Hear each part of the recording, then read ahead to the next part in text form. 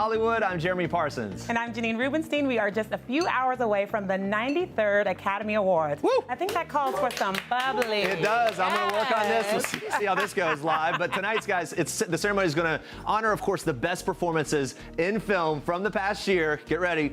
Broadcasting from several historic locations, including the Dolby Theater in the heart of Hollywood and Union Station in downtown LA. It's a big deal in those two different locations. We're keeping an eye on that carpet for any big arrivals. We've got our hand on the pulse. We've got the shot ready to go. See, there we go. Look at it. They're adjusting. Some people are rolling in, the whole thing. I'm pouring this. And look at that dress. Janine, yeah, what are you looking forward to most of the night tonight? Oh, tonight, a fully live show, Jeremy. Like, no Zoom, no FaceTime, whatever's been going on, no glitches. Yeah. Like, everyone's going to be there at two different locations, right? Two different locations, and 170 people or so, I think is what they've said, are in the audience. So still a little pared down, but like you said, the energy's going to be in the room. The energy's here already. Cheers to this tonight. There we go. That's all I can hear. Oh, I like that. I was going to say, one of the things I'm looking forward to most, a lot of people talking about the historic nature of tonight in terms of diversity. Also, Viola Davis, the queen. We love her so much. Oh, my goodness. 4 nominations for her. She is currently the most nominated black actress ever. And so a big night for her, possibly, but she's already had a big moment just with that nomination and breaking records. Huge night. And also, One Night in Miami. This is a film that is just stuck in my heart. I'm so excited about it. And, of course, Leslie Odom Jr. has had quite a busy awards season. We spoke to him right before the Screen Actors Guild Awards, which was just days after he welcomed his second child, a baby boy named Abel. He just got all the life events going on. And even though award season this year has been mostly virtual, Leslie still had some time to make some incredible fashion choices. Yes, he did. We're talking about that ombre suit. Look at that. We were talking about that for days. We haven't stopped talking about it. We can't wait to see what he pulls off tonight. He's always got something good in store. He's nominated for Best Original Song and Best Supporting Actor for his role in One Night in Miami, my film. And he told us how this film's recognition is a testament to its director, Regina King, my girl. It's a good day. It's a good day. For Regina King's beautiful movie, One Night in Miami. Every accolade, any time that there's a win or acknowledgement for this movie, it is, I hope, an acknowledgement for Regina and for this beautiful movie. I hope that this drives people to Amazon to watch this movie. Oh yeah, that's the sound of the man working on the chain. The game. In this past year, this impossible year, movies have been a lifeline. Entertainment has been a lifeline. Great music, great series, limited series. I went back and watched The Sopranos top to bottom, and I've seen so many of the films nominated today, and others that weren't nominated that inspired me, that reminded me of the things that I like best about this business and about this art form. It felt like there was a conversation happening between the pieces, I felt it watching it, it wasn't just it wasn't just the historical ones. It wasn't just Ma Rainey's and Judas and The Black Messiah and One Night in Miami. Some of these pieces literally shared characters. There were some people that were talked about in one or two of the movies. There was a conversation happening between the movies, but it's also in the 40-year-old version and Five Bloods. There seemed to be an expansion in cinema with these images of Black life, of Black humanity, and what we have made of ourselves here and what we have made of our time on this soil. I've been a professional actor now for about 2 decades, and it ain't all like One Night in Miami. It ain't all like Hamilton, believe me. So yeah, when it comes along, you must feel it. You must appreciate it in the moment, because it's here and then it's gone. It goes to somebody else. Next year, there'll be a whole other list of nominees. But I know change gonna come. I think that Regina is just beginning, in this weird, wonderful way. decades into a career with Regina King, it feels like we're at the beginning of a Regina King renaissance with Watchmen and Beale Street and One Night in Miami, her in the director's chair. And, so I think that we're going to get decades more of Regina King work, and she's sure to show up on this list again. But with the 3 nominations, you just cannot separate them from the vision of Regina King. The Renaissance is upon us. One Night in Miami, nominated for 3 awards tonight. Regina King was just one of the powerful women featured on the cover of Entertainment Weekly's Oscars issue this year, along with writer-director of Nomadland, Chloé Zhao, and Viola Davis, who's up for her role in Netflix's Ma Rainey's Black Bottom. The ladies spoke to EW about what the recognition for their films and their work means this year. You have to practice, everything happens for a reason. Obviously, it would have been great for people to see on the big screen, but I don't think people would have connected to the film the way they have if we haven't really gone through a collective apocalypse the way Fern felt at the beginning of the film. We'll never know, but it's quite possible that if this had been released in the movie theater, first, we would not have a space that we were just living in for so long. This time was especially difficult because we were at a reckoning once again in our country, and because we were in the middle of a pandemic, the world was watching. I feel that now that people are sort of hunkered down and are still, that they can really pay attention to it, really commit themselves to the story.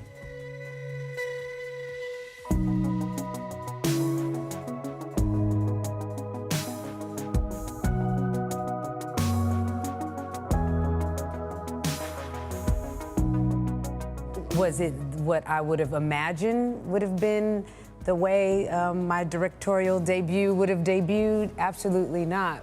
We been through the trenches with this film, with almost seeming like we weren't going to be able to finish it at one time because of the pandemic.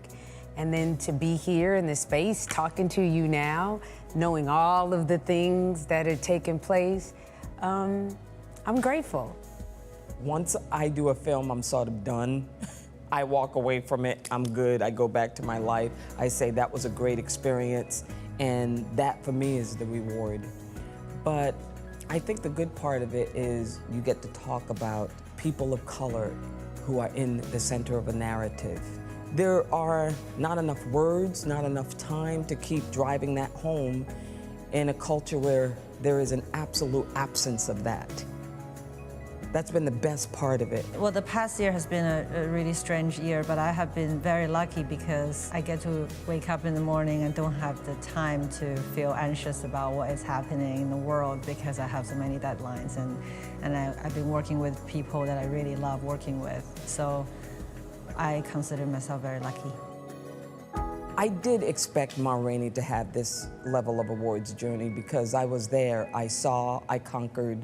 Now, I say that, you don't always know that that's gonna happen because I sort of have had that feeling before when I did a movie called Get On Up. So you never know, right?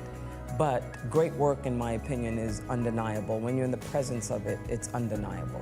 We just all set out to tell a story that was honest to the feelings that Black people have in this country. Putting a mirror up to all of us as Americans to reflect how far we haven't come in 60 years. So that was our intention. When I was making the film, we try not to think about any of it. It's like raising a baby and then you send them to school. You don't want to think about what happens ahead of time because it's scary.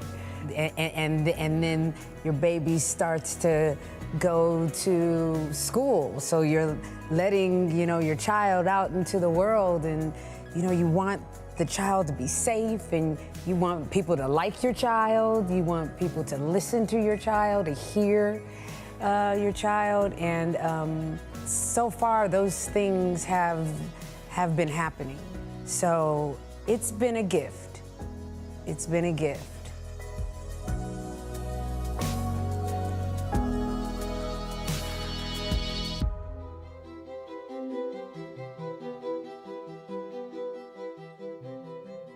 There are so many films that I love from this season. I really like Rada Blank's 40-Year-Old Version. I love Chloé Zhao's Nomadland. I thought it was a simple story, just beautifully shot and told. If I have to pick one, I would say Judas and the Black Messiah by Shaka King. It's a really, really powerful film. It's emotionally complex.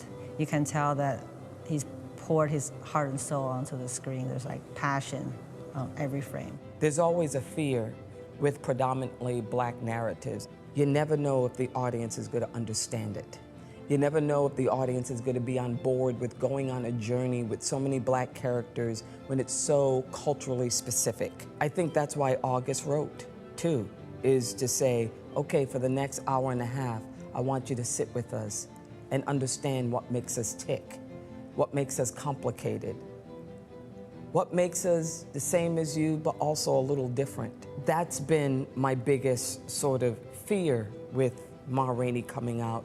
But I believe that it lands because there's something about him that speaks to humanity and what drives us as human beings, which is, in my opinion, worth and value, and understanding that and owning that. I think this year's Golden Globes nominations, having 3 women, if this means more people like me get to, live their dreams of telling stories for a living, I think it's great. It's exciting to be out at the same time with work that really is provocative, that really is speaking to stories that are prescient, if you will. The audience, the real people, and the critics have both embraced it. And, I think most times it's kind of either or. It's like, okay, this is good. Maybe this might be a call to action. Just a powerhouse group. And one of the films up for Best Picture tonight is Minari. It has a total of 6 nominations, including one for South Korean actress Ye Jung-yoon. That's right. Her career spans over 5 decades, but she's one of 11 first-time acting nominees this evening. She shared with us how receiving that Best Supporting Actress nomination already feels like a win. I didn't know how to react after I heard that they were saying my name. And my friends, came back from Vancouver, Canada, right after we arrived at home, maybe an hour later, was it? Hour later, because I'm not familiar with all the internet things. And she was watching that internet and she said, wow, you got nominated. And then she was bursting cry because she's my friend. and I was just felt numb and I don't know how to react. And then we just embraced each other. That's all we did. I don't like competition and I don't believe competition, especially comparing acting one to another. You cannot compare, it's not the mathematic, the right answer or something. I'm sure all the nominees played their best and brilliant job for their movie. So nominated means to me is that I already got the award. 데이비사, 너는 스트롱보이야. 할머니가 본 사람 중에서 제일 스트롱보이야. 할머니. 어? 피피는 무슨 맛이에요? 빵알놈이. I've been in this business such a long time, and then first I got the information about him and his inexperienced 7-year-old boy. So, oh my goodness, I'm going to be miserable playing with him. But I was all wrong. First day when I met him, they suggested me meeting him before the shooting. So I said, no, I don't have to meet him because, it's better not to see him. We did that for him. It's the first time in his life he's seeing grandmother. So I like to be real to him. Well, he was all well prepared, all the line. He memorized all the line. And if he throw the line for me and then if I react, and then he's like a sponge, he reacted with my line. So we didn't have any problem at all. 할머니는 진짜 할머니 같지 않아요. 할머니 같은 게 뭔데? 쿠키도 만들고 나쁜 말도 안 하고 남자 팬티도 안 입고. 그래? 그럼 하지마. We became very good friends, each other. We very close, almost became a family, because there's not much enough money and not much enough time. We have to shoot 25 days, and the script was written in English by Isaac, and because that's his language, and mine is Korean. So we try to just translate in Korean, and with all of them together, it's like a speaking Korean. So we have to just get together and then try to discuss about the script. And my friend happened to be a good cook, so she was cooking for us. And then later on, because of the meal is very important. Isaac, Stephen, Yeri, everybody's coming to my house, my Airbnb house. So we almost ate almost every night. Then we were sharing life together. You know how Stephen's life while after he immigrated that country, and then we shared Yeri's life and my life. Naturally, it's on the table. Then later on, we discussed about the script. We became a family, real family. Yeah, she has been so incredible to watch throughout award season. Yes. She's obviously very excited to be getting this kind of acknowledgement at this point in her career. She's a huge Korean actress, a very big star. Like the Meryl Streep of Korea. Like Yeah. she is just, they said this is like the Olympics for her. Yeah. And everyone's watching, just rooting for her over there. So it's really great. We'll see how tonight goes as well. Her Minari co-star, Stephen Yeun, is making history this year as the first Asian American to be nominated in the Best Lead Actor category. His heartfelt role as a father captured the attention of everyone in the industry this year. Entertainment Weekly's David Canfield spoke to the actor about how the drama's warm reception may open the door for more diverse storytelling. Obviously, one film does not change an industry, but given the reception to this movie, and particularly by American audiences of all stripes, how do you feel the response to a movie like this can impact Hollywood or change it or push it forward, especially this coming on the heels of Parasite's Oscar win earlier in 2020 before we shut down? Yeah, I mean, I can't be sure. I can't be sure, but maybe my wish, or at least the moment that it services that I'm seeing is we spent a lot of time communicating to each other in the past about who we specifically are, maybe more on a surface level of how we might delineate who we are to each other from a cultural standpoint, from a visual standpoint, from understanding the food we eat, the way we look, the customs that we're used to. And those are all so important because those are offshoots of our core identities and our culture and our humanity. But sometimes I feel like the essentialized authenticity gets in the way of seeing how we are and who we are truly. Sometimes you're busy explaining to people what kimchi is instead of explaining to people like how you feel as a human being and why you make the choices that you make. With a story like this, that I feel like, we purposely try to not skip those things, but rather go so deeply into them that what you get at the end is a relatable story to anyone cross-culturally, that we might be able to see each other a little clearer, a little bit more human, and be able to understand that it looks a little different, but it pretty much kind of feels the same. It feels similar. I mean, we are human after all. And I know in some ways that's like a cliche. I mean, it's a cliche or it's corny, but it really is that. It really is like, if we are human, and all of us. And so I felt like, these times, hopefully this movie can bring people together. I think my wish is that it speaks upon the interconnectivity of all of us.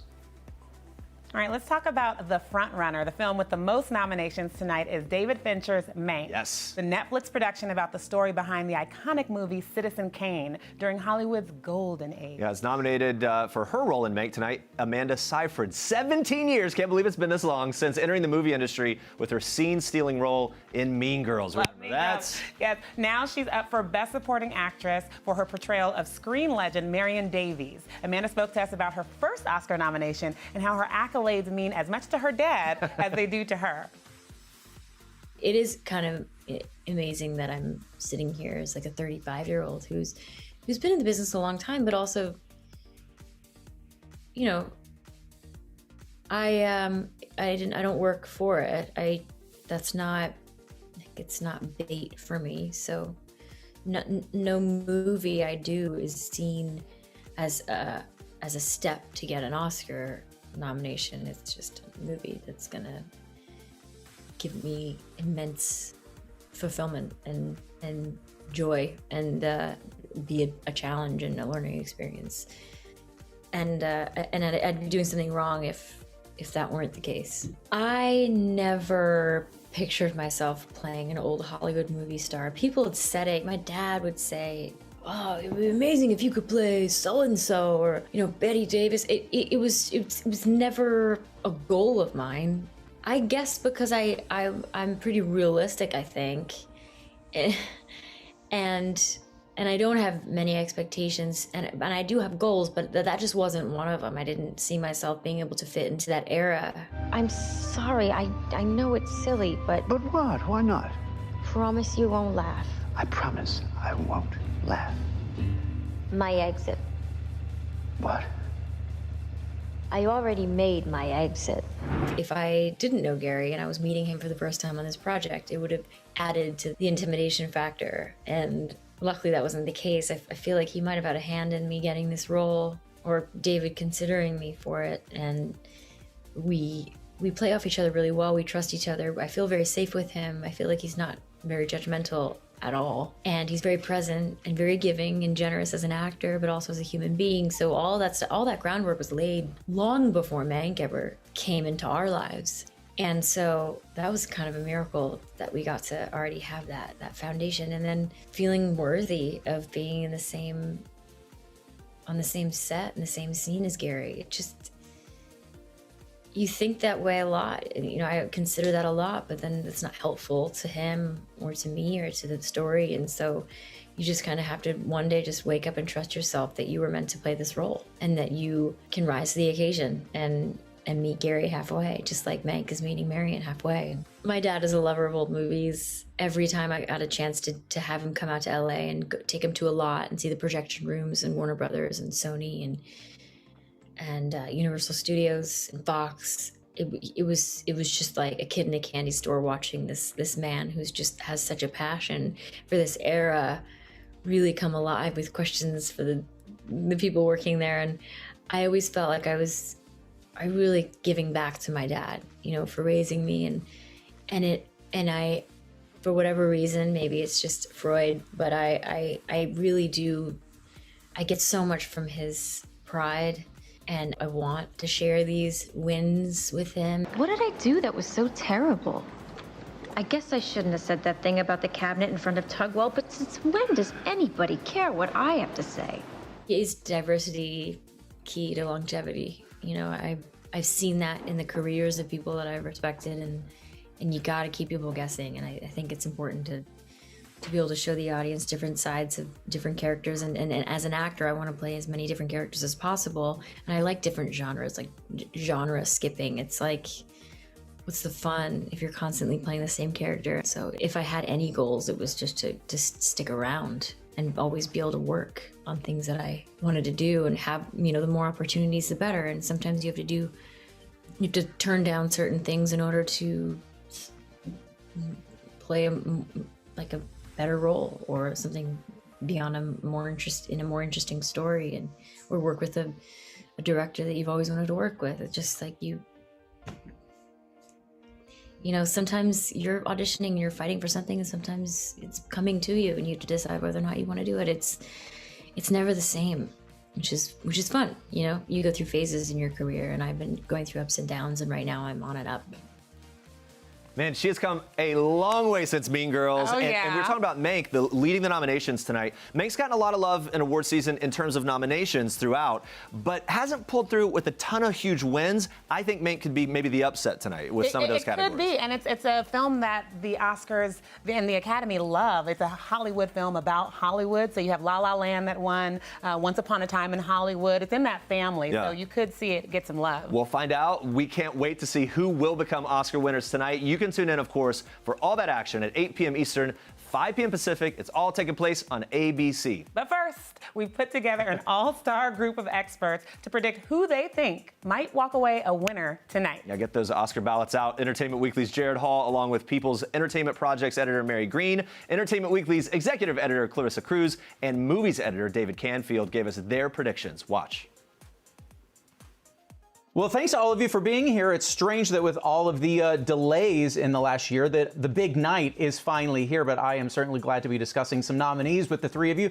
So let's get to it. First up, actor in a leading role. The category is filled with some incredible performances, but I think we'd all agree it seems like the late Chadwick Boseman is locked to win for his powerhouse performance in Ma Rainey's Black Bottom. Mary, let's kick things off with you. Do you see this particular award going any other direction? It's impossible to imagine. Also, throughout award season, Chadwick's widow has really given just incredible, heartfelt speeches. I think it'll be an emotional high point. I mean, I think his death was sort of one of the collective experiences that we all had during quarantine. I mean, we were all around, we were all shocked, and I feel like at a time when there aren't that many collective group experiences, this is one that we all sort of shared. Mm-hmm. Yeah, David, let's get into some of the history that was made in this category. I'm thinking of Stephen Yeun and Riz Ahmed, both as the first Asian American Best Actor nominee and the first Muslim actor to be nominated in this category. Let's talk about the significance of that a bit. Yeah, it's a groundbreaking year across the board for the Oscars, but this category particularly is represented by so many groups that have been historically ignored. And to see, lead actors, people taking the center stage in these films, getting this industry stamp of approval, is a moment for the industry really to move that forward and take this as an opportunity to continue to expand the kinds of performances and the kinds of actors that deserve to be recognized. Before we move on, actor in a supporting role, another stacked category. Clarissa, two of the nominees are co-stars from Judas and the Black Messiah. Is there any chance they're going to cancel each other out, or do we think Daniel's going to win this one? I don't think they're going to cancel each other out. I mean, they're both great in the movie. I'm not saying anything bad about Lakeith, but Daniel's performance was just so mesmerizing and hypnotic.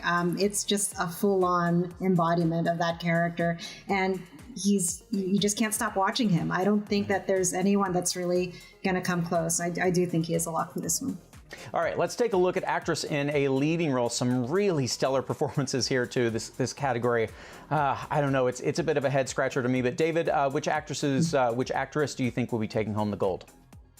Today, I am predicting Viola Davis from Ma Rainey's Black Bottom. Viola Davis is a force in that movie, and she has never won a lead acting Oscar before, and she is an icon in this industry. So it may very well be her time to take that leading trophy. Carey Mulligan was at the top of many people's list for a while, and she's kind of started sliding down a bit. But I think the industry also really loves her. It's crazy to think it was a decade ago that she was nominated for an Education. Is there any chance in those final weeks leading up that people are like, you know what, maybe we should give this performance maybe another look? I would think the more people who see Promising Young Woman, the better her chances are. Yeah. It was one of the most surprising, delightful films, I thought. Mary, I want to stick with you as we get into actress in a supporting role. Does one actress stand out to you as being guaranteed to win? I don't think so, because we've actually seen different winners.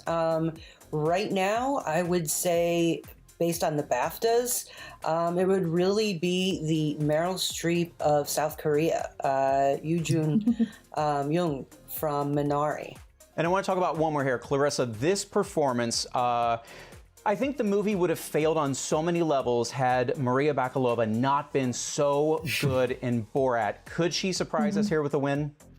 Well, I do think this is one of those categories where it is still a bit open, and she did have some early heat in the race early on, so I wouldn't discount her. And also, so many people saw that movie and were just delighted by it, and I think that sort of reach is good for her.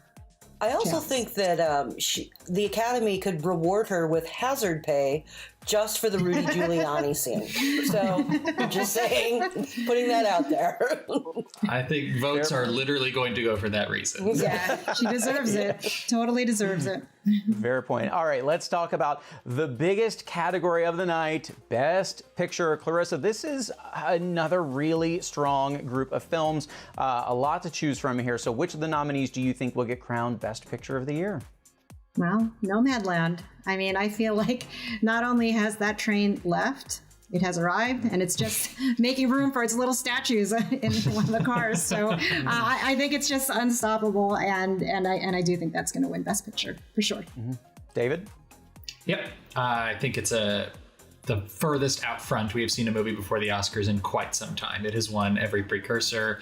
It has behind it a director that Hollywood is ready to anoint in Chloé Zhao, and it is a beautiful, very reflective, melancholy film that has perfectly captured the tone of the times. Mary, are you going to make it 3 for 3? Absolutely. I'm going to jump on board that train. I also the think van. The real van, people that's right. were just like, bringing, actually casting the real life people, the real life nomads was perfect. And to get those kinds of performances from all of them really made the film magical. All right, before we go, who are your dark horse picks for this year, or are there any surprise wins you're hoping to see? If it weren't the year of Chadwick Boseman, I think that I would vote for Stephen Yeun.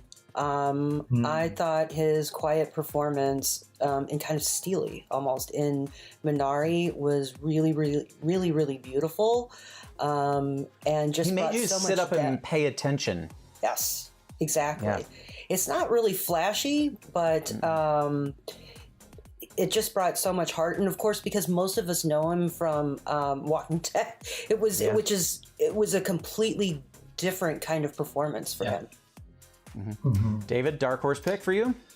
Yeah, I'm jumping on the Minari train. I think original screenplay, the favorite right now is Promising Young Woman, which I think would be a deserving winner. But I think Lee Isaac Chung's just exquisite semi-autobiographical script for Minari would be a beautiful, delightful winner in that category.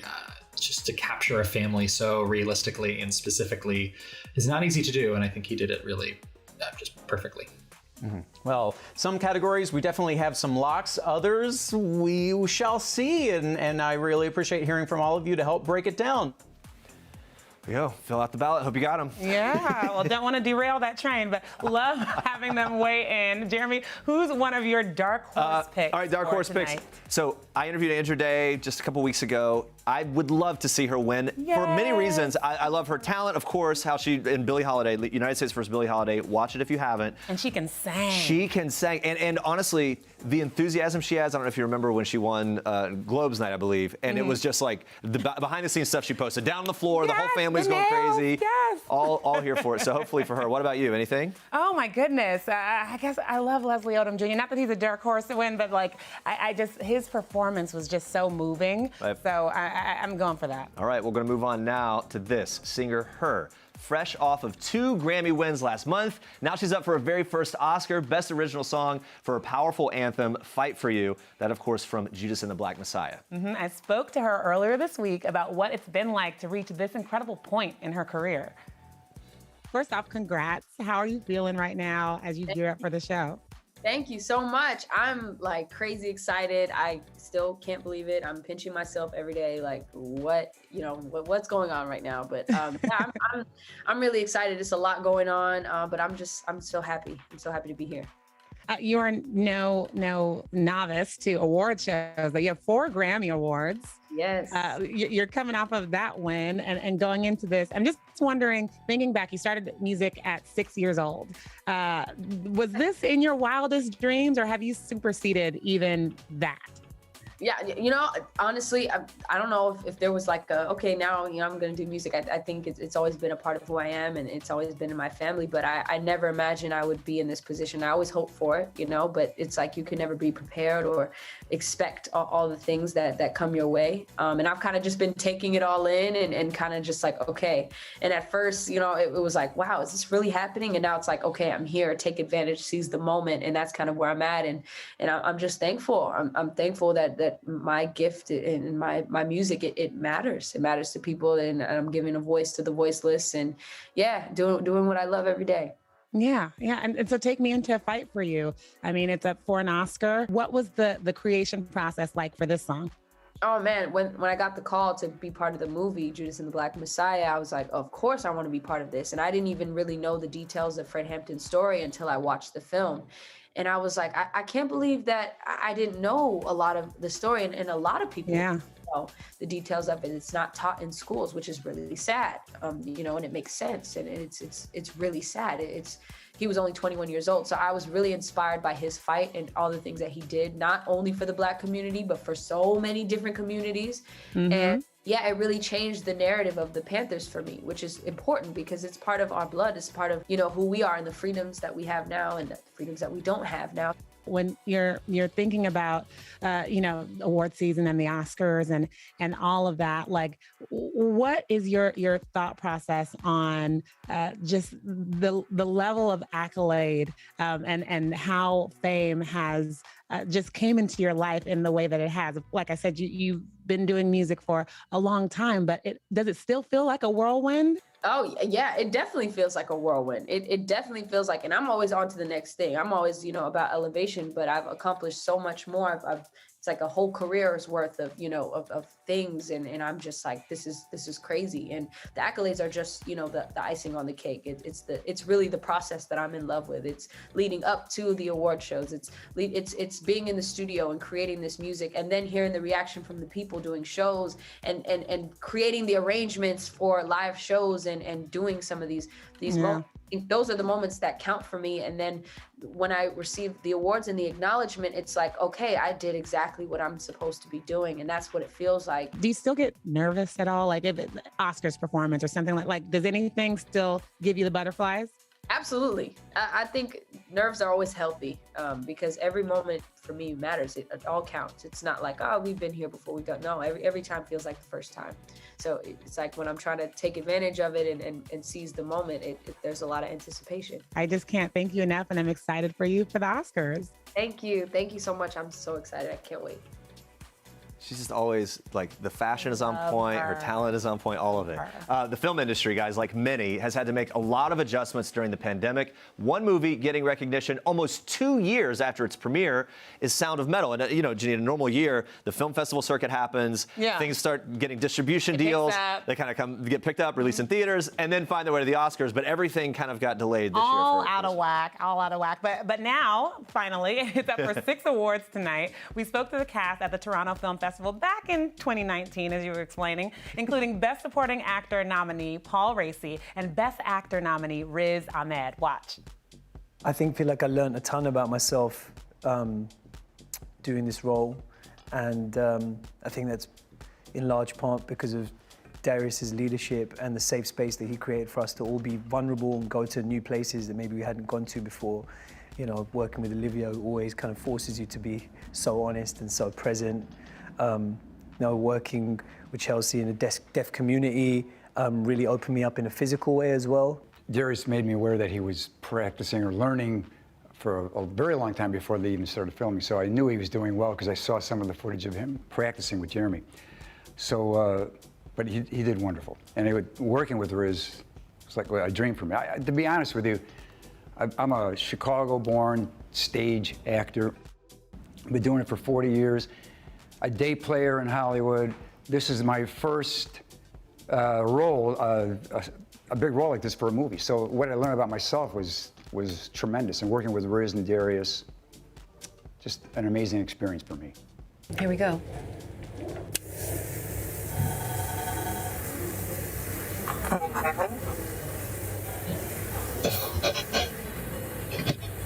I hope the film speaks a universal language.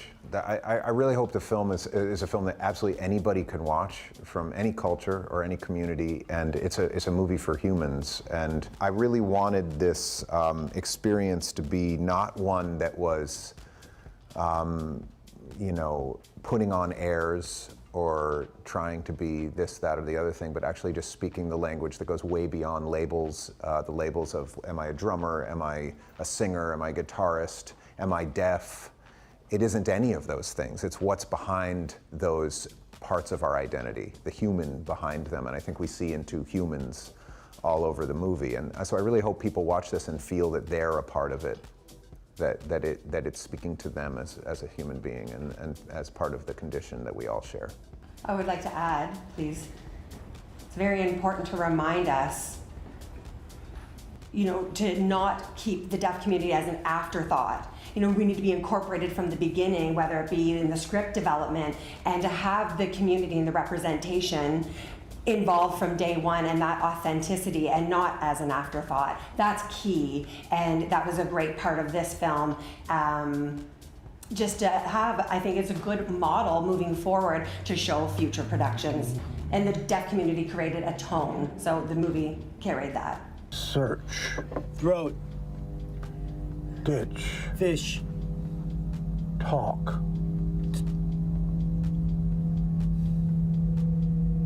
Ring. Brum. Something that my ASL instructor, Jeremy, who's also in the film, told me is that, I don't know, you can I don't know if you think this is true, but like, apparently a lot of deaf people say that hearing people are emotionally repressed, right? Because we hide behind words. Because the idea is we hide behind words, right? Whereas when you express yourself with your whole body, then it's just a much more expressive, honest, visceral experience. And so learning to express myself in sign language really opened me up emotionally in an unexpected and powerful way. And so I'm grateful for that gift. Yeah. Just topping it off here, keeping it going. Oscar night, even it's a little weird because it's still a little muted, but it's going to be an in-person show, and we're excited for it. And we're going to be excited. It's going to be great. It's going to be great. And out of all of this year's Best Picture nominees, the film with the highest domestic gross is Promising Young Woman. Yeah, this means people like actually went out and saw this, right? They went and sat in a theater, possibly. To some degree, yeah, for sure. And it's that's a good thing about this year as well. You can stream pretty much every one of these movies as well. It's been just over a decade since Carey Mulligan's Oscar-nominated breakthrough. That was in An Education. Now the British actress is up for another acclaimed performance here. Well known primarily for her work in dramas, Carey told us how she approaches all of the characters she plays and how she worked with director Emerald Fennell to better understand the role of Cassie. You know, I like to play parts where on the page I sort of can't quite figure them out. And then you sort of do a bit of digging and you've realize something about somebody, and then it sort of makes everything fall into place a bit. So it's kind of like that with Cassie, like, why is she not just the events that happen, but like, what is it that's driving all of this? It's not anger, it's not revenge, it's actually from a place of love. You know, it's about that best friend that you often have when you're a teenage girl who's sort of the center of your universe, and imagining what would you really do if somebody hurt that person. And so, you know, once we've sort of understood and had figured out between the two of us what Nina and Cassie's relationship was before this all happened, then the kind of whole film kind of fell into place for us a little bit.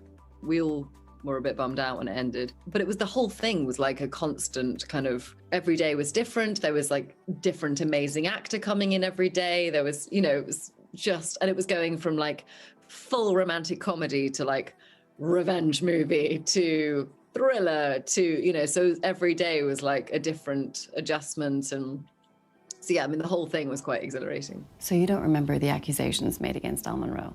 I don't. He took a girl, the one you don't remember, back to his room where he had sex with her repeatedly. Was it reported? Yes. Do you know who Nina spoke to? You. I like the fact that the film makes us kind of re-examine. It's not just pointing fingers and saying, "Oh, look, naughty men." You know, it's sort of how are we all. I mean, it's a little bit of that, but you know, it's like how have we all, you know, how have we all been complicit in this, and how have we all kind of slightly let those things wash over us and become ingrained in us, where we don't sort of bat an eyelid at a girl being like, you know, abused. Essentially, it's like all of this stuff is just flipping the lens and going like, well, what does that actually look like? There's so much to unpack about the way people talk about these kind of topics and talk about consent. I think, you know, it really will be like I think it'll be a cultural thing that makes the shift ultimately, because it shows like Fleabag and I May Destroy You, and like these are the things that I think ultimately will that kids will watch, like young adults will watch, and that will be what kind of moves the dial a bit. Would you roll your eyes behind her back and dismiss the whole thing as drama? If you have a reputation for sleeping around, then maybe people aren't going to believe you when you say something's happened. It's crying wolf. You thought it was crying wolf. At the end of the day, we're telling a story. There are elements of it that are very serious and need to be handled delicately, but for the rest of it, you know, it's a comedy, and it's also, you know, Emerald and I think that one of the reasons we get on so well is we both believe that our job should be ultimately fun, and that we get to tell stories for a living, and I get to dress up and pretend, and that's essentially the job of a 5-year-old. So, you know, it shouldn't be a stressful place where people behave, you know, like they're brain surgeons. Like, we're storytellers. It's a fun job. I think I've made a really good policy to not work with anybody that is not really nice, which is nice. Not that I've had very many bad experiences, but, you know, it's just nice to be, it's a sort of privilege to be in a position where you think like, I'm going to work with people who are just lovely. And that's all I really care about. I just want to work with people who are really nice and will make it a fun experience. And, you know, we'll sort of, I think, you know, it is an artistic endeavor, and I do take my job really seriously, but I also feel like, come on, we get to play. There shouldn't be any negativity around it. So I've really enjoyed getting to that place. And also just, yeah, I think it's just, it's nice to sort of be able to wait for the right thing, and like waiting for something like Promising Young Woman to come along, and has been really, yeah, it's a nice position to be in. All right, and another woman joining Carrie in the Best Actress category tonight, none other than Andra Day, who I was talking about a little bit ago, and of course she's doing that United States versus Billie Holiday. We were talking some about this. Yeah, I love her whole arc, right? She was discovered in a mall. She was like busking, performing, and she caught the attention of Stevie Wonder's wife. Yeah. And she's like, honey, this girl is amazing. Listen to this, yeah. You have to hear this. And then we get Rise Up, that huge song that blew up years ago. And the thing that I love about her as well in terms of this role, there's a parallel. Diana Ross played this before. It was kind of a big moment in Diana Ross's Lady career. Sings the Blues. That's right. She was Oscar nominated for that. Now Andra, this huge movie moment for her as someone who's also established in music. So I love those parallels as well. Yeah, and she's already made a splash in the music world, of course, as a Grammy-nominated singer-songwriter. But her role in the United States versus Billie Holiday has made her just an acting force. Absolutely. Jeremy. She already has a Golden Globe win this year. I got a chance to speak with her about how it feels to be fully embraced by Hollywood. Andra Day, how are you? Hi, I'm great. Thank you so much. Good to see you. I got to tell you, I'm late to the game. My wife and I just watched the movie last night. You are just you're so good. And I'm so happy for you. I've been following you through award season. And I was just wondering, I was thinking about like how it must feel to be you, that your name is forever changed no matter what happens on Oscar night. Your full name will always be Academy Award nominee Andra Day. And that's got to feel good. Right. It feels like I didn't put as much work in as a doctor in order to do that. And I'm scared. No. I am, it's a blessing. You know, I feel very grateful, and thank you. I'm glad you guys had a chance to watch the movie.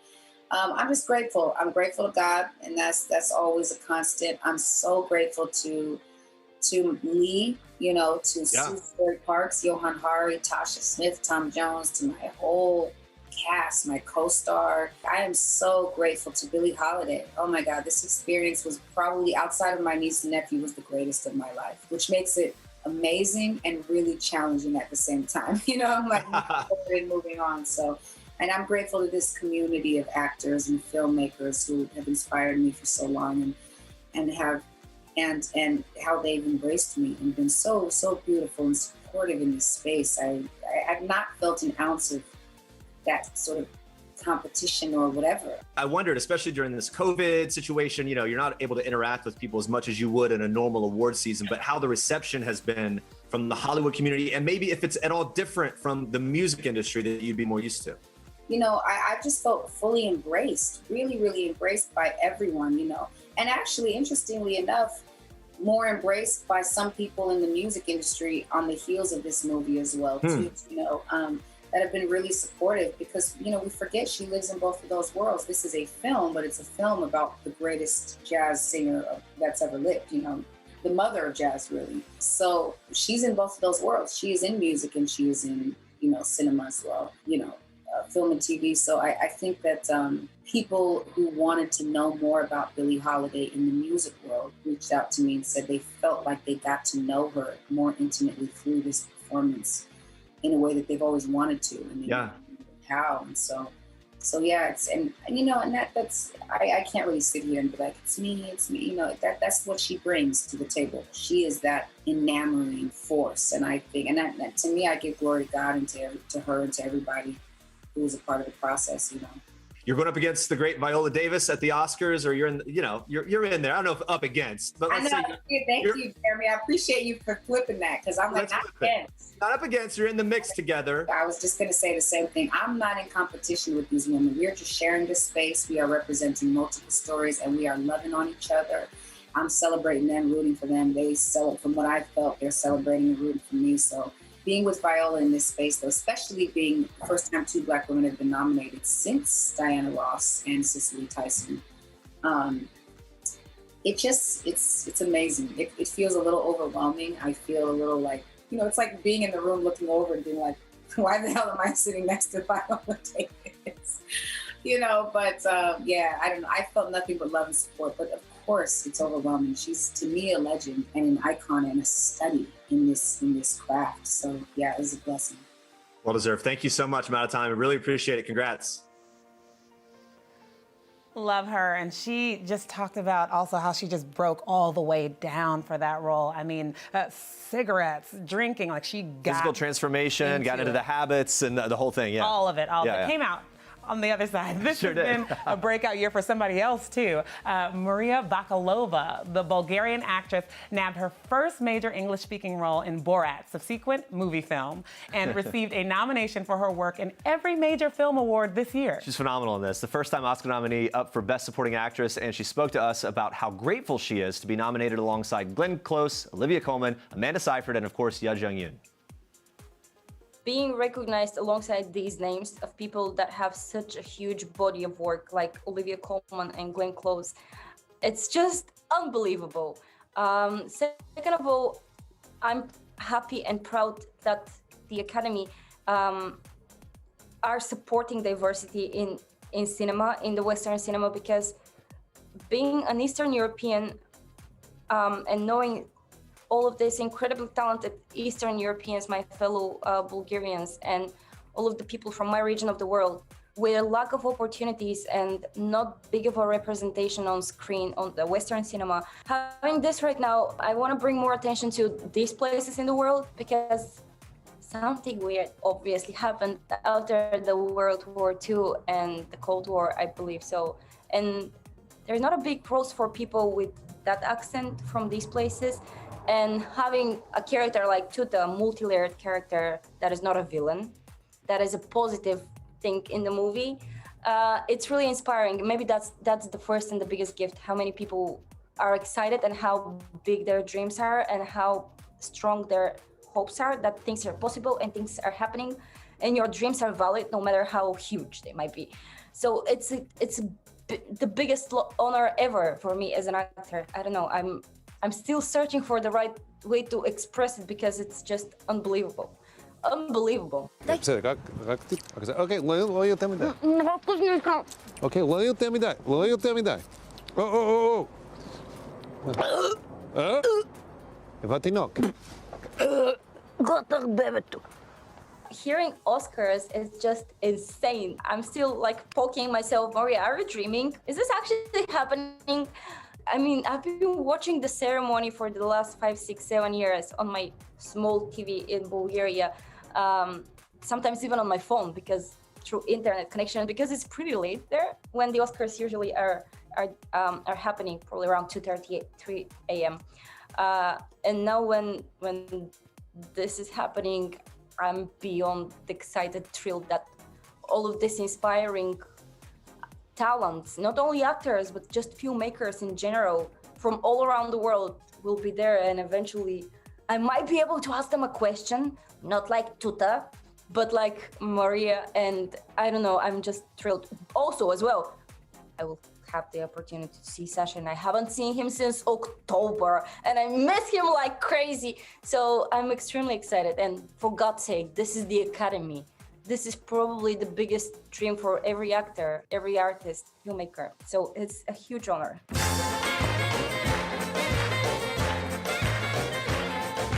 My family have been the most supporting people of my life, but I'm not coming from a family that has artists in it. So up until this day, my mom's biggest dream was for me to be a journalist.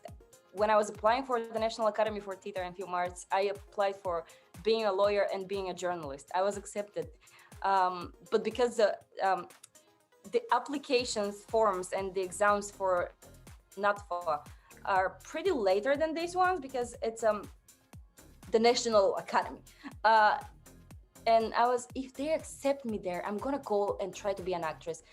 And probably my father, because he's a man, he told that it's gonna be hard, it's gonna be tough because we're so many actors and we're such a small percentage that have the opportunity to work. And the more I think about it, the more I realize that no matter how hard you can train, no matter how intensely you might be prepared, you might never get the chance to work on something unless somebody believes in you and gives you this platform, this chance. For me, it was Sacha Baron Cohen, and I'm beyond grateful. But now that I don't know, I hope they're happy and excited that it's happening, that it's possible. Because for me, it was kind of challenging. Am I going to be able to even live, not starving and not having a roof over my head in some theater eventually, if there is a place where I can work? Because it is hard. Acting jobs are hard, and big part of it is just somebody there to believe in you. That's another one of those that it's like, man, you can go back and watch it if you haven't seen it. We had Chloé Zhao there just now on the carpet. Wow, Chloé Zhao. Director of Nomadland. Yeah. Potentially breaking records and making history tonight as well. One of 2 female directors nominated in that category, which is also a historic first for the Academy. Yeah, and for those stuck in the house, go watch Nomadland. It'll give you that outside feel that you've been missing. Look, I'm telling you, I love Frances McDormand, incredible. Yeah. They actually utilized and went into some of these communities of people who actually do kind of live like nomads throughout the country. No, the actors. They're actual nomads. Right. There's real authenticity to this. If you haven't seen it, check it out. I absolutely loved it. All right, Janine, final thoughts. We're almost out of time here. What we got? Oh my goodness. Well, I'm just waiting on this live show, which is, I'm not waiting for an award show. I'm waiting for a movie because that's how they're billing this. This is going to be a theatrical performance the way they put the awards together this year. We mentioned this before. 170 people in the audience. They're going to apparently, we've heard they're going to kind of rotate out the audience in and out depending on what point of the show and the nominees and all of that. We're also going to have a star-studded lineup of presenters. We haven't really talked about this. Here we go. Some of last year's Oscar winners: Brad Pitt, Renee Zellweger, Joaquin Phoenix, Laura Dern. So some star power there, along with Halle Berry, Harrison Ford, Reese Witherspoon, Angela Bassett, Don Cheadle, Bryan Cranston, Regina King, down the list. And they won't be in sweats, and they probably won't have masks on, so this is going to be really exciting. Yeah, like dressed up. It's like a real event that's finally happening here. And we said this as well, that the event is going to be at 2 different locations, which is a unique thing for the Oscars, usually just at that one location in Hollywood, so Dolby Theater, and then also at downtown LA at Union Station. Yeah, so and there might be some London action, too. I'm hearing that they might have like a satellite for folks who are over there filming. So it's going to be very interesting. It is going to be very interesting. And of course, after you watch that show, you get all the highlights, the red carpet highlights, and everything else with us tomorrow on People, the TV show, as well as on your podcast. Yes, People every day. Definitely tune in. We are going to break it all the way down. By the way, loving the look tonight. We always talk fashion on these awards. So tell me about the I don't have the full breakdown. I got a little pinstripe here. Change it up a little bit, you know. Velvet. A little velvet tie. What do you got going? Oh my goodness. Well, it's rented, but I do Nothing wrong with that. Mine too. I don't know. I need bright. I need like air, sunshine. Give me something. And All right. Well, it's looking I good. swiped right on this one. I just swiped right. This has been a pleasure to count down to Oscars with you, Janine. Thank you guys so much for watching People in Entertainment Weekly's Red Carpet Live for Hollywood's biggest nights. For sure. Now head over to ABC to see who earned film's biggest honors this year. Good night, everybody. Let's cheers it out. Here we go. Woo, Oscars! Yes!